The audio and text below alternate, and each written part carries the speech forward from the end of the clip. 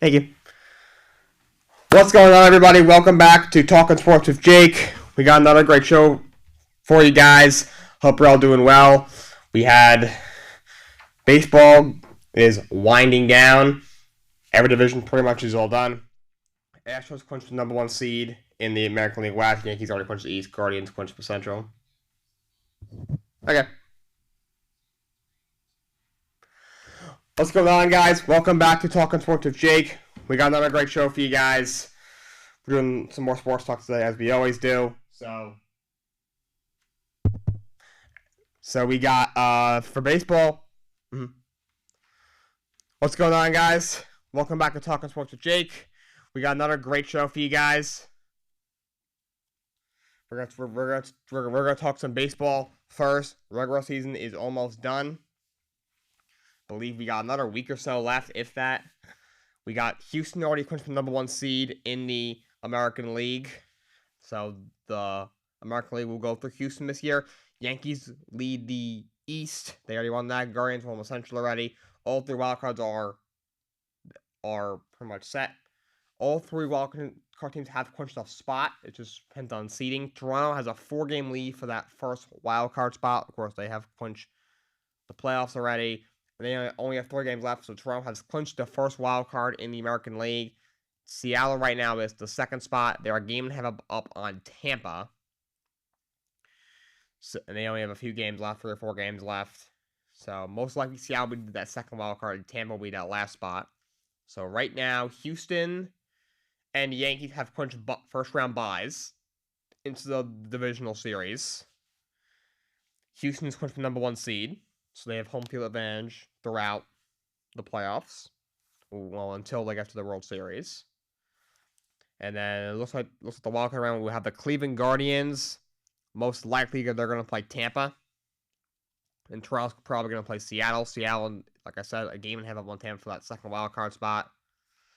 So that's what we got there in the National League. Of course, Dodgers already clinched the number one seed, not only nationally, but in the entire league. So they will have home field advantage throughout the entire playoffs through the World Series. And the Atlanta Braves have now taken the lead in the National League East. I'm going to get to that in a minute. I have a bit of a rant on that. Remember, I'm a big Mets fan, so I'm not very happy that the Braves now appear to have stolen the East from the Mets. And the Cardinals have the National League Central clinched. So every division pretty much clinched. East is not officially clinched, but that's going to be probably clinched by Atlanta, probably in the next day or so. So the Dodgers and Atlanta have clinched first round bye. No, the Dodgers have clinched the first round bye. And, of course, they clinched the one seed in the entire Major League. So St. Louis will play either Philadelphia. So, Walker, right now the Mets are the first wild card. They have already clinched the playoffs. Probably going to be the first wild card. They will be no worse than the first wild card. San Diego right now is the second wild card spot. They are a game ahead of Philly right now. Philly is the last spot. They're a game behind San Diego for the second wild card spot and 2 games ahead of Milwaukee. Milwaukee is 2 games clear. It's 2 games behind Philadelphia, for that last spot. So the St. Louis is gonna play most likely either San Diego or Philadelphia, and the Mets will play the other one, but Milwaukee's only 2 games out. So if you're St. Louis, you're gonna be playing either San Diego, Philadelphia, or Milwaukee. The Mets are gonna be playing most likely either San Diego or Philadelphia, possibly Milwaukee. Of course, the Mets swept the Braves in a 3-game series, so they have taken a 2-game lead with 3 games to go. The Mets have 3 games with the Washington Nationals. Atlanta has a 3-game series with the Miami Marlins. Both teams, of course, have clinched the playoffs. Atlanta's magic number to clinch the National League East is 1. Of course, the Mets were in first place all year. They were up 10.5 games on June 1st, but since June 1st, Atlanta has the second best record in the major, besides the Dodgers, who are 110 and 49. They're going to end up probably a win or 2 shy of the all-time regular season wins record, which was the Seattle Mariners, who won 114 in 2001. By the way, kudos to the Seattle Mariners for making it back to the playoff for the first time in 20 years. They end their long playoff drought, so the Sacramento Kings of the NBA, who have made the playoffs since 2006, now have the longest playoff drought of any of the 4 major sports in this country. So a little side note. Kudos to Atlanta. They came out and they kicked the Mets' ass.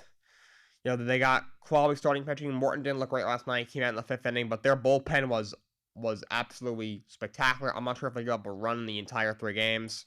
They got the big hit. Travis Cano had some big hits. Matt Olson in a couple of home runs. Anthony Swanson in a couple of home runs. They got a lot of big hits. But Mets, come on. What was that? What was that? You had DeGrom and Scherzer back-to-back days, and you can't win one of those games. All you have to do is win one of the games. Even if you lose 2 out of 3, and you would have been tied, would have been in a tie for first place with Atlanta, and you would have had the season series. So if you swept the Washington Nationals, who are the worst team in baseball, you would have still won the division. So in other words, if the Mets and Braves ended the season with the same record, if the Mets won at least one game in Atlanta, they would have won the division. Would have been the Mets. The Mets would be in first place heading into, and they would have got like a first round bye into the division series. They would play the winner of St. Louis against they would play either St. Louis, San Diego, Philadelphia, or Milwaukee. All teams I think they beat in a playoff series, and they wouldn't have to play the Dodgers until the pennant. And now they're gonna have to win a best of 3 against either San Diego, Philadelphia, or Milwaukee. Something I think they can do. They are much better than all those teams. But first, you have to win 2 out of 3 against one of those teams, and now you play the Dodgers in the divisional series. So a much harder road. Even if you get past the Dodgers, you're probably gonna play Atlanta again. I mean, Mets and Atlanta, they're only 2 games apart, but Atlanta just swept your ass, and now 2 weeks later, you gotta play them again. I mean, the Mets absolutely can beat Atlanta. They beat them, they won a bunch of series against them during the season. But after they just swept you, like, how confident already are you? And if I'm Atlanta, I'm like, we just swept these guys. Let's just do it again. Instead of winning 3, we'll win 4 in a row. Whatever. DeGrom goes out, didn't look sharp. He gives up 3 runs in 6 innings, gave up 3 home runs. He did have 11 strikeouts. He pitched good, but not great. Scherzer, Max, I love you. You're my favorite players. First ballot Hall of Famer. When you've been healthy this year, 23 starts. His ERA is barely over 2. But come on, man. 4 runs, 9th, and 5 2/3 in the biggest start of the year. Come on, dude. You've pitched in more big games than probably any other current pitcher in the league. Come on. You gotta be better. And Bassett, what happened in that third inning? First 2 innings, he was pitching fine. First inning gives up a home run. Was fine. The after that, in the third inning, he goes like 35 pitches in that inning. Gives up 3 runs, and we had a couple of walks in a run that gives up the base hit to Darnell. Britt had some nice at bats. Acuna was able to work a walk. That was a good at bat. Darnell was incredible. Montano too, fouled a bunch of pitches, took some tough pitches, and then got the big hit to give the Braves the lead. But come on, Bassett, you're maybe the biggest start of Chris Bassett's career. Supposed to be this star pitcher, and he can't get out of the 3rd inning. Are you freaking kidding me? That's a joke. Complete joke. That being said, kudos to the Braves. They played their ass off. They, through May, they were struggling or inconsistent, and then they've been maybe the best team in baseball since June. So over the last 4 months of the season, they were arguably the best team in baseball. You look last year. Last year they were through pretty much almost July. They were a very mediocre team. They were a below average team. I think they were 4 games under 500 by trade deadline, and then made a bunch of moves by trade deadline. They went and got Eddie Rosario. They went and got Jorge Soler to boost their outfield. You add to your bullpen, and they completely turned around. We're a top 5 team in the league.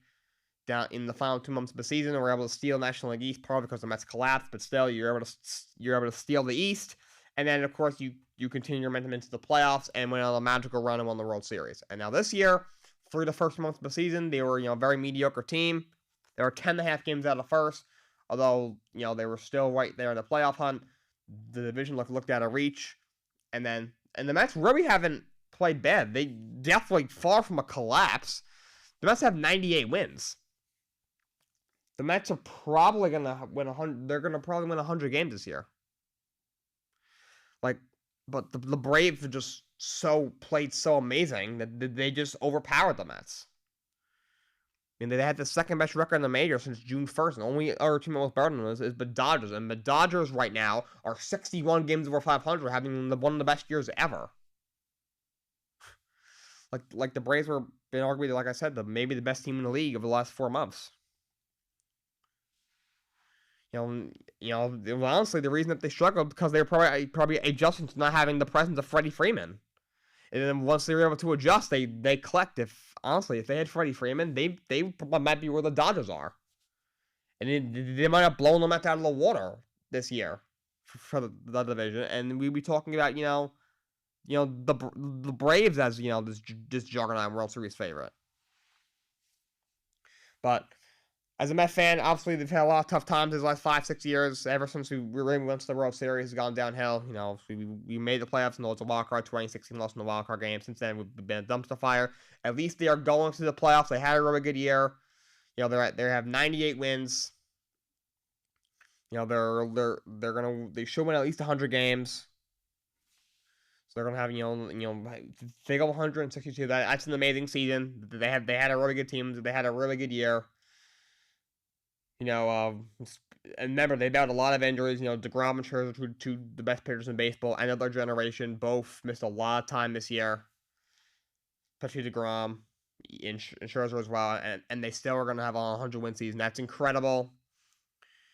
And the fact that they're going to playoffs, I'm happy. And at the very least, although they may not get to the pennant now, I think it's still possible. Because they should win a best-of-3 against either probably San Diego or Philadelphia, especially Philadelphia. Philadelphia, they blew out of the water this year, and San Diego, I think they would beat in the best-of-3 as well. They don't scare me. After they did made all the move to the trade deadline, I thought, I hope I don't see them, but they really haven't. None of those guys have really played well at all. Like Soto hasn't looked good, Hader's been horrible. I said Brandon Drury, all their guys have struggled. Of course, they didn't end up getting Tatis back again, get suspended. In Milwaukee, I'm not scared of it all. They have some good pitching, but they can't hit. They only have good pitching. It's not the pitching it was last year. And then they did win 4-7 against the Dodgers in the regular season. That means nothing come postseason time. I think it's possible they could beat them.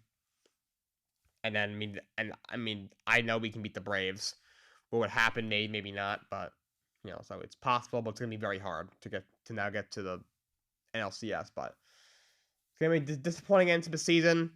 They're going to need to do something about their bullpen. They're going to need to add to their bullpen next year. You got to make sure you retain some of your top free agents. Got to make sure you re-sign Chris Bassett. I think should be a priority. Obviously, I think you got to bring back DeGrom. And I know he's had some injuries, but when he's the best pitcher in baseball, future Hall of Famer, you got to bring him back. I think you got to bring back Bassett, who had a great year. He was the third best starter. You got to add to your bullpen, like seeing him bring back Brandon Nimmo, your center fielder. Maybe I guess I wouldn't mind them upgrading the DH spot. Also I think losing Starling Marte definitely hurt them. He's one of their best players. He's been their two-hitter all year. I'm not sure if we'll even see him in the postseason. I don't even think he can grip a bat yet, and the postseason starts and the Mets play game 1 of the wild card round. I think in not even a week. So, but it is what it is. Kudos to Atlanta. They played great. That's what we got for baseball. Let's go over some football scores for college football. We had number 19 BYU over Utah State, 38-26. UCLA upsets number 15 Washington, 40-32. You had number 1 Georgia almost lost to Missouri. They squeaked past Missouri, 26-22. Outscored them 14-3 in the fourth quarter. We're losing 16-6 at the half. They were able to pull that one out against Missouri. That was very, very scary upset watch for Georgia. Number 2 Alabama beats number 20 Arkansas 49-26. Number 3 Ohio State beats Rutgers 49-10. Number 4 Michigan beats Iowa 27-14. Number 5 Clemson beats number 10 NC State 30-20. So you say puts up a fight, but Clemson again prevails. Number 6 USC beats Arizona State 42-25. Number 14 Ole Miss beats number 7 Kentucky 22-19. Number 9 Oklahoma State beats number 16 Baylor 36-25. Number 11 Penn State beats Northwestern 17-7. Number 12 Utah beats Oregon State 42-16. Number 13 Oregon beat Stanford 45-27. Another big upset. Unranked Mississippi State beat Texas A&M 42-24. Texas A&M, what the heck happened? You came in a top 6 team in college football. Yeah, you had the number 1 recruiting class. Of course, Saban and Jimbo Fisher had that big, argument because Saban said that they bought every player because, they gave out all those NIL deals and Jimbo fired back. First of all, you paid Appalachian State, who's garbage, $1.5 million to beat you in your building, and then you lose to Mississippi State, who's 4-1. They're an okay team. They're coached by, obviously Mike Leach. He always has, very powerful offense, but come on. It's a team we thought could be a sleeper to make the college football playoff, and now, 5 weeks in, those hopes are damaged. Gone. And Oklahoma loses again. Unranked TCU beats number 18 Oklahoma 55-24. What the heck happened to Oklahoma? They were 3-0, looking like they could go to the college football playoff. And then they lose to Kansas State and TCU. Come on. And those teams could be teams that could crawl into the rankings, especially Kansas State. But Oklahoma now, their college football playoffs hopes are now gone. And Purdue pulled off a big upset. They beat number 21 Minnesota 20-10. Dude, they're a weird school. They either get absolutely demolished. When they play like a good team, they somehow win. When they play like a trash team like Appalachian State, they lose. They're so weird. Number 22 Wake Forest beats number 23 Florida State 31-21. Georgia Tech upsets number 24 Pitt 26-21. Georgia Tech just fired their coach. They had just fired Jeff Collins last week, so they upset Pittsburgh, who has not looked good this year. Even like in the backyard brawl when they beat West Virginia. They did not play well that game. Well, West Virginia gave the game away. And Kansas State, which ranked number 25th heading into the week, they beat Texas Tech 37-28. We had another wild week in college football, but you had some upsets. For the NFL Week 4, of course, we had the Bengals over the Dolphins 27-15. By the way, Tua has been ruled out for this week against the Jets. For next week, in Week 5 against the Jets. Still in the concussion protocol, so Teddy Bridgewater will start that game. Vikings over the Saints 28-25 in London. Saints kicker Willard had a double doink on a 61-yard field goal as time expired. Heartbreaking loss for the Saints in London. Seahawks beat the Lions in a shootout 48-45. Geno Smith, kudos to him. He's played very well. Obviously, he came into the year one of the worst quarterbacks in the NFL. Surprisingly, one was starting over Drew Lock of a trade to Russell Wilson. And Geno's looked good. Very surprised. My Jets picked up a win. They beat the Steelers 24-20. Zach Wilson's return, although he was lower rack at times and a touchdown against 2 picks, he did throw. He had a lot. He did throw a lot of nice balls. The second pick wasn't his fault. He led a game-winning drive. Breece Hall game-winning 2-yard rush touchdown with 16 seconds left. Jets beat the Steelers 24-20. Mr. Trubisky was benched for Kenny Pickett at the half. Kenny Pickett did a couple of nice things. He had some nice throws. I thought he was very accurate with the football at times. He had two rushing touchdowns, but he also threw 3 interceptions. Crucial was just defense, which was actually a very solid unit. Giants beat the Bears 20-12. Giants had some quarterback issues. Daniel Jones at one point got hurt, and they put Tyrod Taylor, then he got hurt, and they had about Saquon Barkley as a Wildcat. But the Giants pulled out 20-12, another big game from Saquon Barkley. They got to get that offense going now. Giants 3-1, wow. That's a big surprise. Titans over the Colts 24-17. That AFC South is very bad. Very, very bad. You had the Chargers beat the Texans 34-24. So they get a kind of a get-me-right game. Of course, dealing with a bunch of injuries, coming with a really bad loss to Jacksonville. Falcons over the Browns 23-20. Cleveland was really banged up. Didn't have Myles Garrett because he had that car ride or Jadeveon Clowney. So Falcons pulled that one out. Cowboys over the Commanders 25-10. Dallas 3-1. Cooper Rush is 4-0 as a starter in the NFL. Only Cowboys quarterback to ever do that. And they had Troy Aikman and Roger Staubach also play for their team. They're in the Hall of Fame. Eagles, after a tough start, come back and beat the Jaguars 29-21. Eagles are 4-0. Best team in the NFL right now. Wow. Bills over the Ravens 23-20. Ravens, another blown lead. They blew a 35-14 lead in the fourth quarter against Miami last week or 2 weeks ago. And now they blew a 20-3 lead against the Bills. And then, John Harbaugh went for it on 4th and goal in a tie game in the fourth quarter. And Lamar got picked off. So that did not work out. Cardinals over the Panthers 26-16. Baker struggled again. Raiders beat the Broncos 32-23. Raiders finally get a win. These Broncos, this Broncos team looks like a problem. Nathaniel Hackett looks like a terrible coach. Russell Wilson has not played well. Now Javonte Williams, their star running back, is out for the season. Melvin Gordon leads the league in fumbles. He's now going to take over the reins of running back. They got to figure some stuff out, the Broncos. Packers able to beat the Patriots 27-24 in overtime on a game-winning field goal. But Bailey Zapp played most of this game with Matkins already out, and then Brian Hoyer got hurt. Actually played pretty well. But Packers were able to pull it out, and Rodgers said they do need to be better. Their receiver room is not very good. That was our big game. This kid Romeo Doubs, another nice game. I think he might be their best receiver this year. That kid looks like a nice player. And Chiefs beat the Bucks 41-31 on Sunday Night Football. Big game from Patrick Mahomes. Also had that crazy play that spin around them about to go on and that jump toss. I think pretty well play. He played a great game. Kelsey had a big game. And the Chiefs continue to roll. So that's what we got for NFL. Tonight, Monday Night Football, Rams, 49ers, NFC West matchup. I'm going to have an NBA preview next Tuesday on October 11th. So keep your eyes peeled for that. That's all I got for you guys today. Until next time, so long, and have a great day.